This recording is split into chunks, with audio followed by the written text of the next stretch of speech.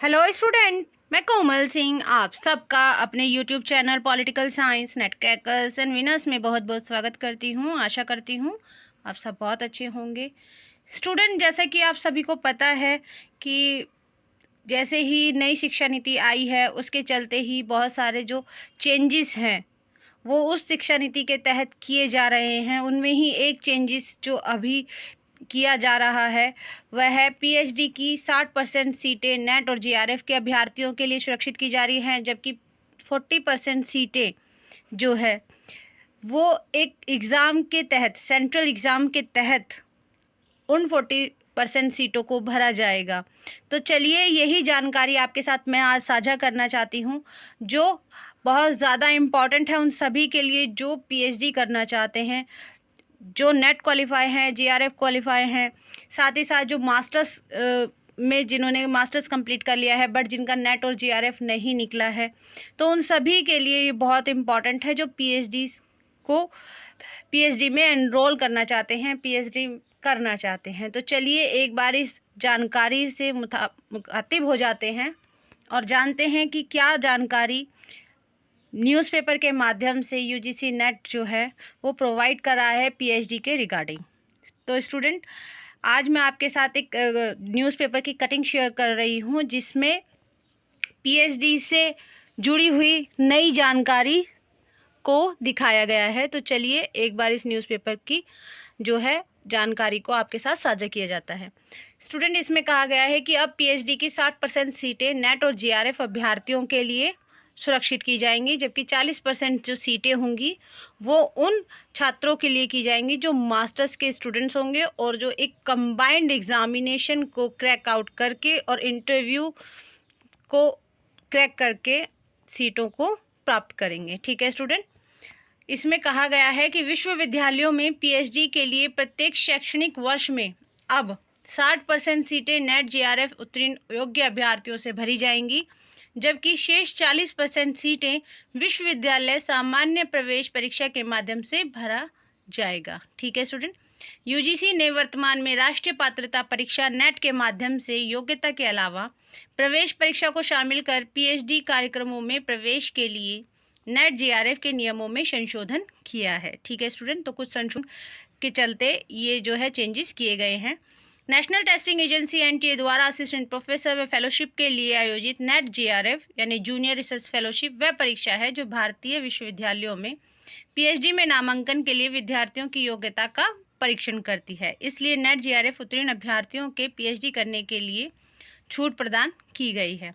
UGC ने इस बाबत नियम में संशोधन भी किया है। यूजीसी पीएचडी डिग्री अवार्ड के लिए न्यूनतम मानक और प्रक्रिया विनिमय 2022 को मंजूरी दे दी है। पीएचडी पूरा करने के लिए न्यूनतम अब जो है वो 2 वर्ष किया गया है समय, पहले ये 3 वर्ष का था स्टूडेंट। न्यूनतम 2 वर्ष 6 माह का कोर्स वर्क छोड़कर। ठीक है स्टूडेंट, तो 6 महीने का कोर्स वर्क छोड़कर 2 वर्ष न्यूनतम है और अधिकतम जो वो है वर्ष है आपका पीएचडी कंप्लीट करने का, वो 6 वर्ष करने का प्रावधान रखा जा रहा है। यूजीसी के अध्यक्ष प्रोफेसर एम जगदीश कुमार के अनुसार आयोग शीघ्र ही संशोधित नियम यूजीसी की आधिकारिक वेबसाइट पर अपलोड कर देगा। नए नियम को अंतिम रूप से लागू करने से पूर्व आम लोगों, शिक्षकों व विद्यार्थियों से 31 मार्च 2022 तक सुझाव लेने का निर्णय लिया गया है।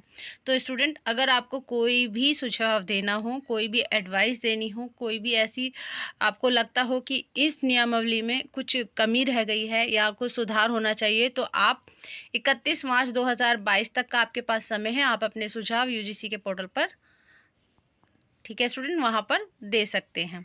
इसमें ये ज़रूरी नहीं कि कोई शिक्षक ही ये सुझाव दे, कोई शिक्षक, स्टूडेंट या आम लोग भी इसमें सुझाव दे सकते हैं। ठीक है स्टूडेंट, समय आपके पास 31 मार्च 2022 तक का ही है। इसके बाद इसे केंद्रीय शिक्षा मंत्रालय को मंजूरी के लिए भेज दिया जाएगा। पीएचडी के लिए नेट जीआरएफ के अभ्यर्थी प्रवेश परीक्षा में शामिल नहीं होंगे। उनका चयन साक्षात्कार या वाइवा वॉइस के आधार पर ही होगा।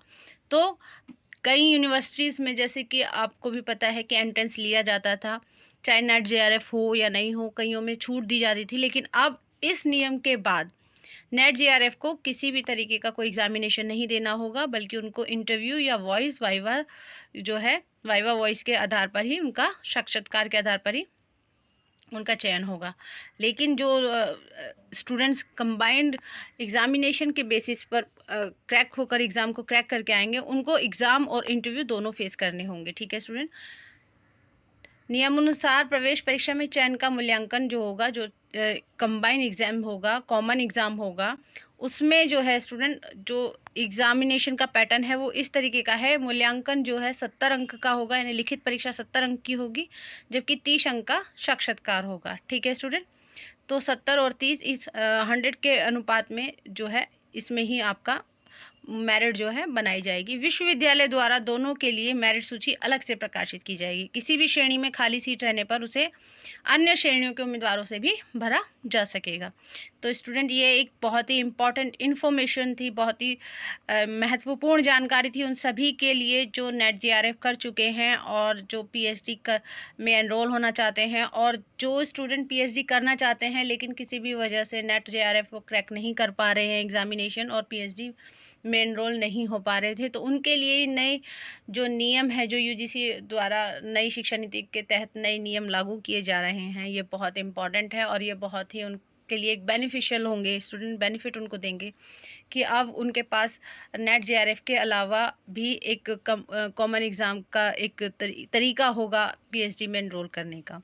ठीक है स्टूडेंट, और आपके पास समय सीमा है 31 मार्च 2022 तक। आप अपने सुझाव जो है UGC के पोर्टल पर आप दर्ज करवा सकते हैं। तो अगर आपके कोई भी सुझाव हो तो आप ज़रूर UGC तक उन्हें पहुंचाएं, ताकि UGC अपने नियमावली में जो भी उनको लगे सुझाव के तहत सुधार किए जा सकते हैं, तो वो ज़रूर उन्हें करें। ठीक है स्टूडेंट, तो ये बहुत इंपॉर्टेंट जानकारी थी जो मुझे आपके साथ साझा करनी थी। तो मिलते हैं नेक्स्ट वीडियो में। Thank you so much. Please like, share and subscribe our channel. Thank you so much.